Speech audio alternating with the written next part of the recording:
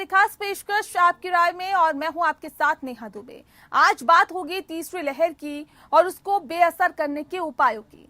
CBI की एक report में चेतावनी दी गई है कि कोरोना वायरस की खतरनाक तीसरी लहर अगस्त महीने के मध्य तक भारत में आ सकती है, जबकि सितंबर में ये चरम पर हो सकती है। स्टेट बैंक ऑफ इंडिया के ग्रुप चीफ इकोनॉमिक एडवाइजर सौम्य कांति घोष ने कहा है कि भारत ने 7 मई को अपना दूसरा वेव पीक हासिल कर लिया है और मौजूदा आंकड़ों के अनुसार देश में जुलाई के दूसरे सप्ताह में लगभग 10,000 नए मामले ही सामने आ सकते हैं।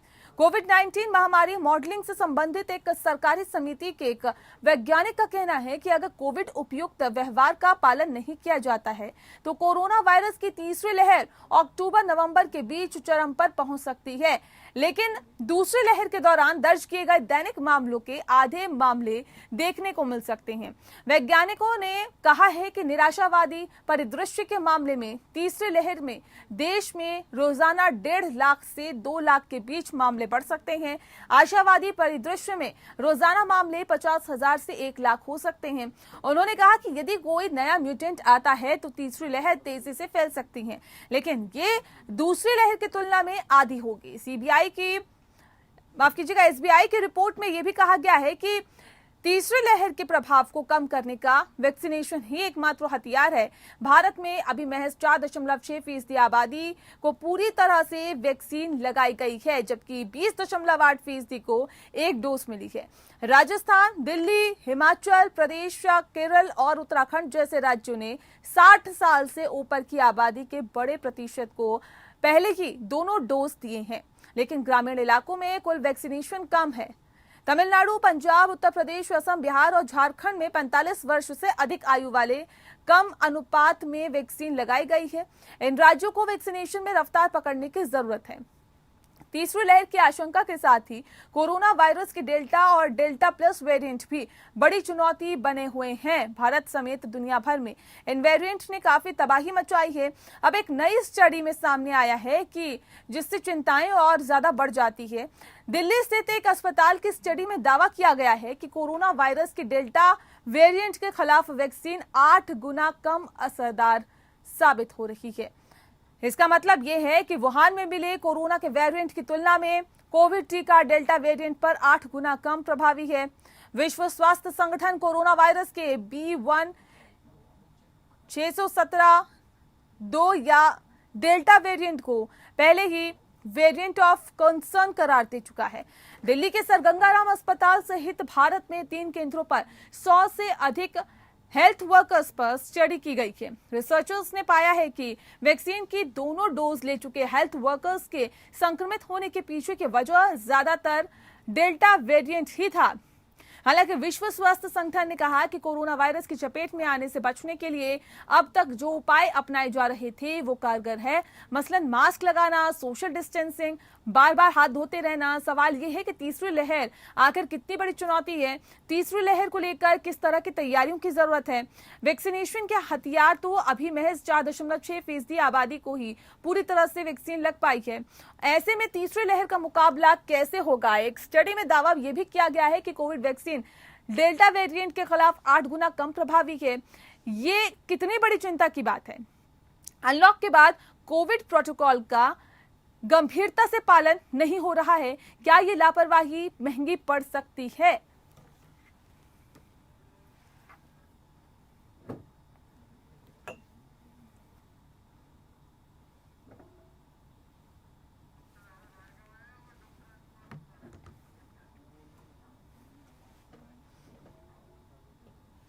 और चलिए आज इस विषय पे हम तफसील से चर्चा करेंगे। हमारे साथ खास मेहमान मौजूद हैं, उनसे आपका परिचय करा देते हैं। इस वक्त डॉक्टर राहुल भार्गव जी हमारे साथ जुड़ गए हैं, जो कि कैंसर विशेषज्ञ है। बहुत स्वागत है आपका। डॉक्टर अंशुमान जी हमारे साथ जुड़े हुए हैं, जो कि सीनियर डॉक्टर है, धर्मशिला हॉस्पिटल से हमारे साथ जुड़े हैं। बहुत स्वागत है सर आपका भी। सबसे पहला सवाल मेरा डॉक्टर राहुल भार्गव आपसे है। एक स्टडी के मुताबिक ये कहा जा रहा है कि 8 गुना कम प्रभावी है कोरोना की वैक्सीन नए वेरिएंट पर। ये कितनी बड़ी चिंता का विषय है? नेहा जी, ये बिल्कुल चिंता का विषय नहीं है जी। 3 चीजें मैं बात करूंगा। पहली बात, तीसरी वेव नहीं आएगी। जब हम ये कहते हैं कि 60% लोग इन्फेक्ट हो चुके हैं प्लस वैक्सीनेशन हो चुका है, तो तीसरी वेव नहीं आएगी, पहली चीज। दूसरी चीज, जब हम बात करते हैं 8 गुना कम हुआ, 8 गुना कम होने का क्या मतलब है, क्या तात्पर्य है? क्या वो काम बिल्कुल ही नहीं करेगा? इसमें आपको ब्लैक एंड व्हाइट में होना समझना जरूरी है। दवाई या तो काम करेगी या दवाई काम नहीं करेगी। जी। जो वैक्सीन है, वैक्सीन ने डेल्टा वेरिएंट और डेल्टा प्लस के साथ भी ये दिखा दिया यूके में, जिनको 2 डोज लगी हुई हैं, वो 90-93% सीवियर इन्फेक्शन से ग्रसित होने से बचते हैं और 15-16% लोगों में वैक्सीन नहीं अपना कारगर रूप काम कायम करेगी, तो उसको शायद बूस्टर की डोज हो। वो लोग कौन है? जिनको किडनी ट्रांसप्लांट हो चुका है, जिनका बोन मैरो ट्रांसप्लांट हो चुका है, या किसी कारणवश इम्यूनोसप्रेसिव है। तो मोटा मोटा अगर आप वेव देखें, वेव का क्या मतलब है? जब 4 लाख केस, 5 लाख केस आने लगेंगे उस एरिया में जहां पे ऑलरेडी लोग इन्फेक्ट हो चुके हैं, नहीं हो सकता। क्योंकि रीइंफेक्शन कहां है? पहली वेव और दूसरी वेव में रीइंफेक्शन का रेट कितना था नेहा जी? 5%। धारावी में पहली वेव के बाद दूसरी वेव क्यों नहीं आई? क्योंकि वहां लोग इन्फेक्ट हो चुके थे। तो अगर हम सीरो सर्विलेंस का जो डेटा आएगा वो आंख खोलेगा नेहा जी, और इन अटकलों को थामेगा कि दूसरी वेव आएगी या नहीं आएगी। डेल्टा वेरिएंट के चलते हुए कल अगर आप यूके के बोरिस जॉनसन का आर्टिकल पढ़ें तो उन्होंने कहा है कि यूके को कोविड के साथ रहना सीखना होगा और सोशल डिस्टेंसिंग को हटा के सिर्फ मास्क को यूज करना होगा। इसके अलावा आप अपनी नॉर्मल जीवन यापन स्टार्ट करिए। ये जो हम बार बार भय का एनवायरनमेंट क्रिएट करते हैं, तीसरी वेव, उसका साइंटिफिक तथ्य दिखाइए।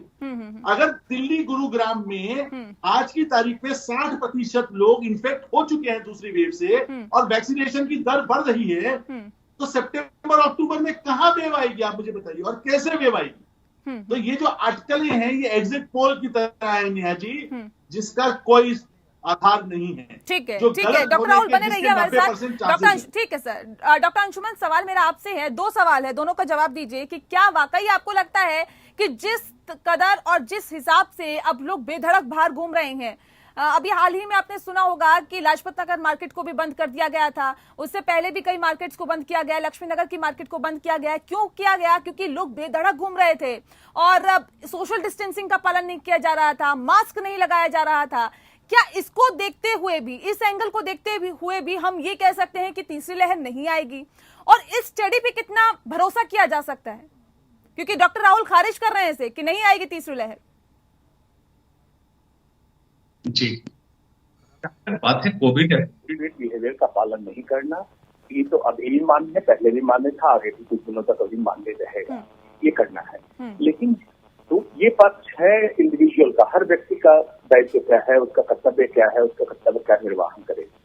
लेकिन सरकार के द्वारा जो लॉकडाउन लगा के ये कहा जाता है कि वेव को कम कर दिया, लहर को डाउन कर दिया, वो गलत है, बिल्कुल सरासर गलत है। लॉकडाउन से अब जब कोरोना वायरस वैक्सीन पूरे कंट्री में उपलब्ध है, तब लॉकडाउन से आप कुछ नहीं कर सकते हैं, सिर्फ ये कर सकते हैं कि हेल्थ केयर पे बढ़ते हुए लोड को आप कम कर दे सकते हैं, क्योंकि उस समय लोग बाहर नहीं निकल रहे हैं, केसेस कम हो जाएंगे। लेकिन जितने नंबर ऑफ केसेज इन्फेक्ट होने हैं, इसका मतलब ये हो गया कि भारत के हर व्यक्ति को संक्रमण होना है। संक्रमण या तो डायरेक्ट हो या वैक्सीन दे दिया जाए, लेकिन आपको इसके इस दरिया से गुजरना है। तो इसमें जो लॉकडाउन खोल दिया गया है, उसमें सरकार कहे कि लॉकडाउन खोल दिया इससे तीसरी लहर आ गई, ये गलत है। अब बात है तीसरी लहर की, ये सत्य है कि तीसरी लहर आएगी। जो इसमें कुछ फ्लॉज हैं, डॉक्टर राहुल से मैं सहमत हूँ, जो स्टडी हुई उसमें कुछ फ्लॉज हैं, वो फ्लॉज पूरी तरह रेप्लिका नहीं कर रही है जो तीसरी लहर की बात है। तीसरी लहर आएगी, ये जुलाई एंड अगस्त तक आने की पॉसिबिलिटी है। लहर क्या है? अभी देखिए कोरोना केसेस हो रहे हैं, नंबर ऑफ केसेस जब बढ़ने लगे हैं, वो समय होगा अगस्त का समय, और लगभग एक्सपेक्ट किया जा रहा है, वर्ल्ड जो स्पेकुलेट कर रहा है डेल्टा प्लस के लिए 98 डेज का होगा। पिछले सेकेंड वेव हमारा 110 दिन का हुआ था, ये 98 डेज का होगा, ये एक्सपेक्टेड है इस वेव से, इसमें कोई दो मत नहीं है। डेल्टा प्लस संक्रामक ज्यादा है, ये प्रूव हो चुका है, उसमें भी कोई दो मत नहीं। ठीक है डॉक्टर राहुल, वैक्सीनेशन की अगर हम बात करते हैं, आप कह रहे हैं वैक्सीनेट लोग हो चुके हैं, जो कोरोना पॉजिटिव लोग हो चुके हैं उनका इम्यूनिटी सिस्टम पहले से ही डेवलप हो चुका है, कई लोगों को वैक्सीनेट किया गया है। वैक्सीनेशन की अगर हम बात करें, वैक्सीनेशन ही हथियार है, तो अभी महज 4.6% आबादी ही पूरी तरह से वैक्सीनेट की गई है। ऐसे में तीसरी लहर से मुकाबला कैसे होगा? नेहा जी, आपने बहुत अच्छी बात कही। सीरो सर्विलेंस का डेटा दिखाइए मुझको। सबसे ज्यादा जरूरी है सीरो प्रिविलेंस का डेटा, जो ये बताएगा कि कितने लोग दूसरी वेव में ग्रसित हुए, पहला। दूसरी चीज, आप एक महीने में देखेंगे जो 18 से 20% लोग जिनको सिंगल टीका लगा है, सडनली एक महीने आते आते 4.5% का जो हम बात कर रहे हैं, ये 6-7-8% पे पहुंच जाएगा, क्योंकि टीकाकरण अब युद्ध स्तर से किया जा रहा है और वो तेजी पकड़ रहा है। ये भी हमने देख लिया कि इतने सारे लोग जिनको हमने लगा दिया 25 करोड़ के करीब, यही लोग बड़े टाउन्स में जैसे गुरुग्राम है, दिल्ली है, चेन्नई है, इन जगहों पे इकोनॉमिक एक्टिविटी को खोलने में मदद करेंगे। तो टीकाकरण अपनी रफ्तार से चल रहा है, उसको बढ़ाने की जरूरत है। ये बात पक्की है कि जिसको 1 करोड़ रोज लगाना जरूरी है। अभी भी शायद हम काफी पीछे हैं, बट जिस प्रकार से दूसरी वेव ने दिल्ली, गुरुग्राम वगैरह में कहर बरपाया, प्लस वैक्सीनेशन सफिशिएंट रहेगा दूसरी वेव को बचाने के लिए। अब इसी ब्रेथ में आपको मैं ये बोल देता हूं, जहां पे जैसे नॉर्थ ईस्ट है, जहां पे पिछले सेकेंड वेव में केसेस नहीं थे, वहां पे आप स्पाइक देखेंगे। क्यों? क्योंकि अल्टीमेटली डॉक्टर साहब से मैं बिल्कुल वाकिफ हूं कि 100% जनता को बाय वैक्सीनेशन या कोविड होना आवश्यक है, करना आवश्यक है। उसी के बाद कोरोना अपना नीचे की रफ्तार थमेगी। साथ में कोरोना साथ रहेगा। हर साल में या हर महीने में कुछ लोग, जिंदा लोग, अपने जीवन से हाथ धो बैठेंगे, क्योंकि कोरोना का स्वरूप और प्रारूप वैसा है। तो इसीलिए हर साल इन्फ्लुएंजा से लोगों की जान जाती है, बट हम टीका हर साल लगाते हैं, तो टीका हर साल लगता रहेगा। आम साधारण आदमी अपना टीका लगा के जीवन यापन कर पाएगा। ठीक है, अगर ठीक है डॉक्टर राहुल, आपने बहुत अच्छी बात की है। रूप और स्वरूप की भी बात होगी। जी बिल्कुल, जल्दी से बात रखिए। जी हेल्थ केयर को बेटर करना पड़ेगा और लोगों की भागीदारी हेल्थ केयर में बढ़ानी पड़ेगी, गुड हेल्थ के प्रति। क्योंकि हमारे को दोनों वेव ने ये बता दिया, मृत्यु उन्हीं लोगों में हुई जो डायबिटिक थे, जो ओबीस थे, या जिनका इम्यून सिस्टम कमजोर था। तो अगर हम ये किफायत करते हैं, वैक्सीन लगाएं, हेल्दी इंडिया की तरफ आगे बढ़े, हमारा देश, पक्की बात है कि कोविड से मरने वाले लोगों की संख्या में आखिरी नंबर में बहुत जल्दी आएगा। डॉक्टर अंशुमान, मैं आपसे जानना चाहूंगी, अगर इस स्टडी को पूरी तरह से खारिज भी कर दिया जाता है और नए नए वेरिएंट जो आ रहे हैं, उसके अनुसार हम ये देख रहे हैं कि सर एक के बाद एक नया वेरिएंट आ रहा है। अगर हम वैक्सीनेट करने की बात करते हैं पूरी आबादी को और ये कहते हैं कि वैक्सीनेशन जो प्रक्रिया है उसमें और ज्यादा तेजी लानी चाहिए सर, लेकिन क्या उस हिसाब से हम अपने वैक्सीन को डेवलप कर पा रहे हैं जिस हिसाब से कोरोना का जो वायरस है वो अपने आप को डेवलप कर रहा है, और कितनी जरूरत है इसकी? बहुत बढ़िया, बहुत पहले से सवाल पूछा है जी। पहले तो कंट्री के स्ट्रक्चर को समझो। फेडरल स्ट्रक्चर है, पोरस बॉर्डर है, जो हम लोग कैलकुलेट करते हैं इस राज्य में इतना % वैक्सीनेशन, इस राज्य में इतना % वैक्सीनेशन, इस राज्य में फला की पार्टी की सरकार है, इसलिए गलती की, इससे नहीं चलेगा। कंट्री को पूरे as it is federal structure country करके पूरे यूनिटरी टेरिटरी को ब्लॉक करके आपको मानना है कि यहाँ की मैक्सिमम आबादी वैक्सीनेट हो तब। कारण जब वायरस एक वैक्सीनेटेड बॉडी से नॉन वैक्सीनेटेड बॉडी को ट्रांसमिट होती है तो उसमें इम्यून एस्केप मैकेनिज्म डेवलप होता है। मतलब कि अगर कोई व्यक्ति इम्यूनाइज नहीं है उसको तो बीमारी कराएगा, उससे अगर ऐसे व्यक्ति में पहुंचा जिसमें इम्यूनिटी ऑलरेडी है, वैक्सीन लगा हुआ है, तो कुछ व्यक्ति आज वैक्सीनेटेड है, उसमें इम्यून एस्केप मैकेनिज्म मतलब वायरस अपनी संरचना ऐसी बदलता है कि इम्यून सिस्टम को चकमा दे सके। वही किया है डेल्टा प्लस में, चकमा देना सीख गया है, इम्यून इवेड मैकेनिज्म इसको बोलते हैं। तो अगर इस स्लो प्रोसेस से आप करेंगे तो फर्दर वेरिएंट भी आएंगे, ऐसा ना समझें, क्योंकि म्यूटेशन वायरस की स्वाभाविक प्रक्रिया है, वेरिएशन होते जाएंगे। डेल्टा प्लस के बाद भी नए स्ट्रेन आ सकते हैं, ऐसी उम्मीद है। इसलिए वैक्सीनेशन प्रोसेस को बार बार कहा जा रहा है, और उसमें क्योंकि पैंडेमिक है तो कहा जा रहा है पूरे वर्ल्ड में अगर ऐसा भी कंट्री है जो वैक्सीन अफोर्ड नहीं कर सकता है तो WHO कॉमन फंडिंग से वैक्सीन उनको कराए। तो हमारे कंट्री के लिए तो बिल्कुल एप्लीकेबल है, चाहे राज्य कोई भी हो, वैक्सीन सबको लगाइए। क्योंकि अगर माइग्रेंट लेबर फिर मूव करने लगे मेट्रो सिटी में, दिल्ली अगर पूरी तरह वैक्सीनेट भी हो जाए तो भी खतरा दिल्ली पर बनेगा। इसलिए इसको इस तरह से समझने की जरूरत है। नेहा, बिल्कुल इस तरह से समझने की जरूरत है। डॉक्टर राहुल, मैं आपसे भी समझना चाहूंगी। सर, आप तो खैर खारिज ही कर रहे हैं कि तीसरी लहर नहीं आएगी, लेकिन ये चिंता का विषय बना हुआ है लगातार कि अगर तीसरी लहर आएगी तो कैसी तैयारियां हमारी होनी चाहिए कि हमें दूसरी लहर जैसी तबाही का सामना ना करना पड़े। डॉक्टर राहुल, नेहा जी, तीसरी वेव कितनी बड़ी होगी? आपने आज एक आईआईटी की स्टडी देखी, उन्होंने कहा अगर 40,000 केसेस दिन के आ जाएं तो हमारी तैयारी में 900 bed, 900 metric ton oxygen, 9,000 bed की आवश्यकता होगी। हम इतने, हमारे को अगर हम 0.1% मानते हैं कि जनसंख्या को ऑक्सीजन की जरूरत पड़ेगी, वेंटिलेटर की जरूरत पड़ेगी, तो हमें कुछ 65,000 वेंटिलेटर्स की जरूरत पड़ेगी। और अगर हम उसको 15 दिन वेंटिलेटर पर रखते हैं तो कुछ 9 लाख वेंटिलेटर्स की जरूरत पड़ेगी। तो ये आंकड़े हैं, बट अगर 40,000 से वेव 60,000 की हुई तो, और 60,000 की जगह वो 80,000 की हुई, 135 करोड़ की जनसंख्या में ये कोई प्रेडिक्ट नहीं कर सकता नेहा जी कि वेव कितनी बड़ी होगी। इंडोनेशिया की आपने हालत देखी ली, इटली की पिछले साल आपने हालत देख ली।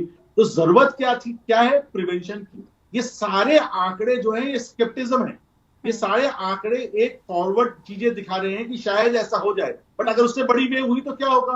तो इसलिए कभी भी हम ये सोच के चलते हैं कि 60% से ज्यादा आएगी, जिस प्रकार से सरकार तैयार कर रही है ढांचा, वो ये मान के चल रही है कि इस वेव का 50 से 60% ज्यादा नंबर आते हैं तो हम तत्काल तरीके से लोगों को मदद दे पाएंगे, वो भले ही ऑक्सीजन प्लांट हो या वेंटिलेटर हो, या जिस प्रकार से प्राइम मिनिस्टर जी ने कहा, ऑनरेबल प्राइम मिनिस्टर ने कहा कि हम मैन पावर क्रिएट करेंगे। तो ये सारे के सारे दावे, ये सारे के सारे स्केप्टिज्म है, ये सारे के सारे एस्ट्रोलॉजी की तरह प्रिडिक्शंस हैं, जिसको हमें ध्यान नहीं देना चाहिए। साइंटिफिक बेसिस पे रखते हुए जो अभी हमारी तैयारी है वो धीरे धीरे हम उसको बढ़ा रहे हैं, बेहतर कर रहे हैं। और उम्मीद ये है कि अगर वेव आए या ना आए, बट ये हेल्थ केयर के लिए एक बहुत बड़ा बूम है, क्योंकि वेव के चलते हुए बहुत सारे अस्पताल दुरुस्त हो जाएंगे, ऑक्सीजन मिलने लगेगी, दवाइयों की पूर्ति होगी। तो ये देश के निर्माण के लिए बहुत बड़ी योजना, बहुत बड़ी पहल है। हमें उसको साधुवाद करना चाहिए, धन्यवाद देना चाहिए, ये सोचते हुए कि तीसरी वेव नहीं भी आती तो ये जो हेल्थ केयर इंफ्रास्ट्रक्चर प्रिपेयर हो रहा है ये यूज आएगा। बट प्रोवाइडेड ऐसा भी होना चाहिए कि ये टैक्स पेयर का मनी कहीं बर्बाद ना हो जाए नेहा जी, इसका भी ध्यान रखना आवश्यक। जी ठीक है। डॉक्टर अंशुमान, मैं आपसे जानना चाहूंगी कि स्टडी में जो दावा किया गया है वो कहा गया है कि डेल्टा वेरिएंट के खिलाफ 8 गुना कम प्रभावी है जो वैक्सीन है। ये कौन सी वैक्सीन पर ये पूरा कहीं ना कहीं स्टडी की गई है, ये मैं आपसे जानना चाहूंगी। और क्योंकि हमारे देश में कई वैक्सीन अभी मौजूद है और ऐसे में स्पुतनिक वी की भी प्रोडक्शन लगातार तेज करने की कोशिश की जा रही है, उसका भी अब प्रोडक्शन भारत में होगा। तो ऐसे में ये कौन सी वैक्सीन पर ये स्टडी की गई है, ये जानने की मैं कोशिश करती हूँ आपसे। जी, ये जो भारत में वैक्सीन उपलब्ध है, जो लगी है, खास करके कोविशील्ड की स्टडी हुई जिसमें देखा गया है इसका प्रभावी क्षमता इसकी कम हुई। फाइजर के वैक्सीन पे एक्सपेक्ट किया जा रहा है कि डेल्टा प्लस जिस तरह से इम्यूनिवेट सिस्टम को कर रहा है, मतलब चकमा दे रहा है, ये वैक्सीन प्रभावी कम होगी। लेकिन इन वैक्सीनों में जो मैसेंजर आरएनए बेस्ड वैक्सीन है, इसमें पॉसिबिलिटी होती है जल्दी अपग्रेड में वर्जन चेंज करने की, वर्जन चेंज कर सकते हैं। जहां तक बात है कोवैक्सीन की, कोवैक्सीन में एक अच्छी बात है, L-hydroxychloroquine 2 करके एक एडजुवेंट मटेरियल डाला हुआ है जो TLR रिसेप्टर 7 और 8 लिम्फ नोड में जाके डिपॉजिट होता है और बार बार हमारे इम्यून सिस्टम को चैलेंज देता रहता है। तो कोवैक्सीन से उम्मीद ऐसी की जा सकती है, हालांकि उसकी स्टडी भी नहीं चल रही है स्टडी, कि इसमें परसिस्टेंट डेल्टा वायरस के खिलाफ प्रतिरोधक क्षमता बरकरार रहे, इसकी चल रही है पॉसिबिलिटी। जायडस कैडिला की जो वैक्सीन आने वाले जैकब बी, वो डीएनए बेस्ड है, उसकी पॉसिबिलिटी है 3 डोजेज एक्सपेक्ट कर रहे हैं और उसके लंबे समय तक परसिस्टेंट एंटीबॉडी लेवल की पॉसिबिलिटी बन रही है। तो इस तरह से मिक्स है। जो गंगाराम की स्टडी हुई है वो हेल्थ केयर वर्कर्स से, उनमें कोविशील्ड ज्यादा केसेस में लगे हुए हैं और उसमें देखा गया है कि इसमें प्रतिरोधक क्षमता डेल्टा प्लस के खिलाफ कम बनी है जी। इसमें डरने की जरूरत नहीं है। अगर डेल्टा प्लस के केसेस बढ़ रहे हैं तो वैक्सीन कंपनी भी अपने वैक्सीन को मॉडिफाई कर देती है। कि किस तरह से इसके एंटीजेनिक इम्यूनोजेनिसिटी को किस तरह हम चेंज कर ले और जो नेक्स्ट लॉट लॉन्च होता है उसको कर दिया जाता है। उसमें कोई खास बात नहीं है। इसको ऐसे सबने जैसे कंप्यूटर में आप एंटीवायरस डालते हैं, एंटीवायरस को अपडेट कर दिया जाएगा। इसमें सिंपल है। ठीक है डॉक्टर राहुल, मैं आपसे भी जानना चाहूंगी, दरअसल बताया ये जा रहा है कि 2 वैक्सीन, जी हाँ 2 डोज लेने वालों को भी कहीं ना कहीं संक्रमित कर रहा है डेल्टा वेरिएंट और डेल्टा प्लस वेरिएंट। ऐसे में सवाल इस बात को लेकर है कि क्या सर ये तीसरी लहर के लिए एक बहुत बड़ा खतरा बन सकता है ये वायरस, ये वेरिएंट, क्योंकि अभी कहा जा रहा है कि लगातार जो इसके केसेस है वो बढ़ते जा रहे हैं और बहुत जल्दी से, बहुत तेजी से इसके केसेस बढ़ते हैं। तो ऐसे में क्या ये तीसरी लहर के लिए एक बहुत बड़ी चेतावनी है? नेहा जी, कोई भी आप स्टेट उठा लीजिए, कोई भी वैक्सीन उठा लीजिए, कुछ सब्सटैंशियल नंबर लोग होंगे जो वैक्सीन के अगेंस्ट अपनी इम्यूनिटी डेवलप नहीं करते। तो क्या वो इतना सब्सटैंशियल नंबर होगा? क्या वो 10% होगा या वो 16% होगा? जहां पे न्यूट्रलाइजिंग एंटीबॉडी देखी गई, क्या जिनकी न्यूट्रलाइजिंग एंटीबॉडी नहीं बनी, क्या वो उसी तरीके से ग्रसित हो पाएंगे? अगर ग्रसित हो पाएंगे तो क्या वो आईसीयू पहुंच पाएंगे, या आईसीयू जाने के बाद उनकी क्या मृत्यु दर में बढ़ोतरी होगी? ये सारे सवालों के जवाब अभी शायद हमारे पास कहीं ना कहीं नहीं है। अगर हम पीसमील देखते हैं तो डेटा ये दिखाता है कि जिन लोगों को वैक्सीन लगी थी 95% लोगों को उनकी मृत्यु दर में कटौती हुई, मतलब वो 0 हो गई। भले वो हमारा अस्पताल हो गया, वो किसी का भी अस्पताल हो। फ्रंटलाइन वर्कर जितनी पिछली बार जिन लोगों की मृत्यु हुई और इस बार उतने नंबर्स नहीं जा पाए। तो ये डेटा देखना जरूरी है कि कौन से वो लोग थे जिनको वैक्सीन लगाने के बाद भी इम्यूनिटी डेवलप नहीं हुई। नेहा जी, यही एक की है जो ये बताएगा कि तीसरी वेव आएगी, अगर आएगी तो क्या वो भयंकर होगी। देखिए, कोविड इन्फेक्शन होना बंद नहीं होगा। आज भी हमारी यूनिट में एक बोन मैरो ट्रांसप्लांट के लिए पेशेंट भर्ती हुआ, उसको कोविड पॉजिटिव आया, पर क्या वो सिक है? वो सिक नहीं है। कैंसर होने के बाद भी वो उसकी प्रतिरोधक क्षमता है कि वो वायरस को हराने में काबिल हो रही है।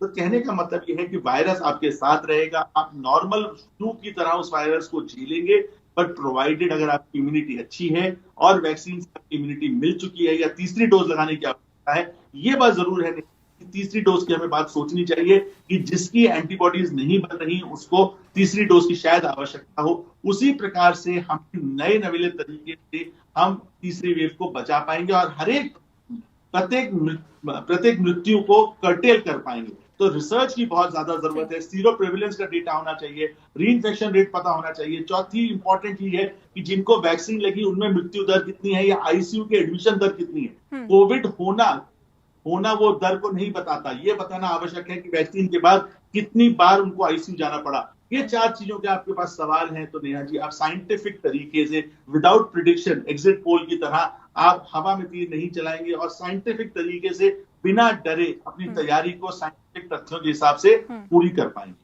चलिए, बहुत शुक्रिया आपका डॉक्टर राहुल।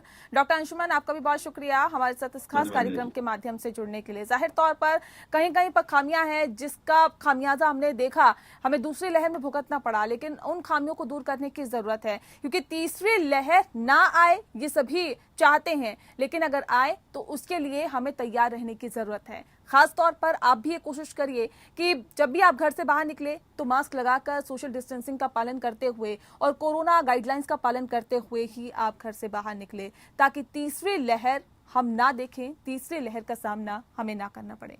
इसी के साथ इस खास कार्यक्रम में इतना ही। नमस्कार।